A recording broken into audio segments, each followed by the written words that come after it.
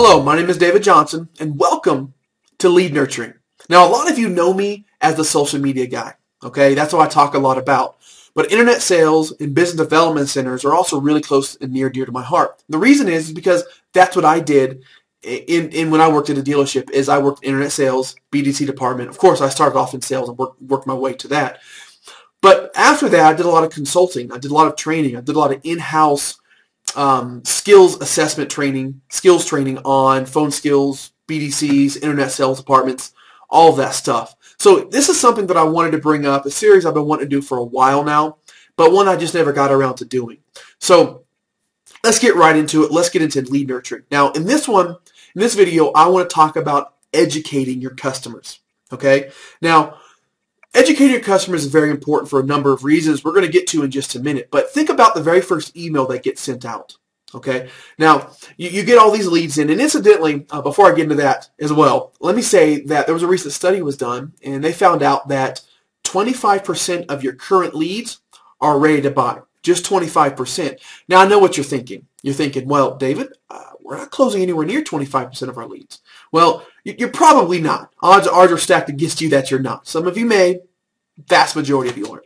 That's because some of those 25% are buying vehicles elsewhere. Okay, so 25% of those leads are ready to buy, whether they're buying from you or not. So educating your customers is going to help with that initial 25%. In that same study, they also said that 50% of your leads are qualified to buy, but just aren't ready yet. So lead nurturing is also going to help you with that 50%. So lead nurturing is really viable for 75% of the leads that you get. The other ones as well, there's reasons for them, for one reason or another, that they're just, playing around, too young, what have you. But we're really going to concentrate on those 75% and how we can shorten the sales cycle and get them to buy from you. So educating your customers. Now think about that very, very first email that gets sent out from your CRM, right? So usually the customer submits a lead, or your prospect at this time, but I like to think of them as customers. So your customer submits a lead wherever. It comes in your CRM sends an email out. In that email it says, we got your information, we're going to send some out to you, pricing information, blah, blah, blah, right? There needs to be a little blurb, a prominent one, not just a little small thing down in the signature file, but a link to maybe a downloadable ebook or maybe a link to a blog post. And in there, maybe the downloadable ebook or the blog post could be something called, the 5 things you must know before trading in your next vehicle, or the 10 things you have to know before choosing which dealership to purchase a car from. What have you. Give it something that's going to help educate them.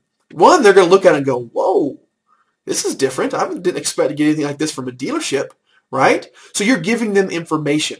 Always remember that one of the first rules of influence, which I'm very passionate about as well, is that people will sometimes believe what they are told, but will always believe what they conclude. So you're not coming out and saying, we're different, buy from us. You're showing that you're different by helping them, by educating them, by giving them stuff that a dealer wouldn't give them. I mean, think about it. If you send them like,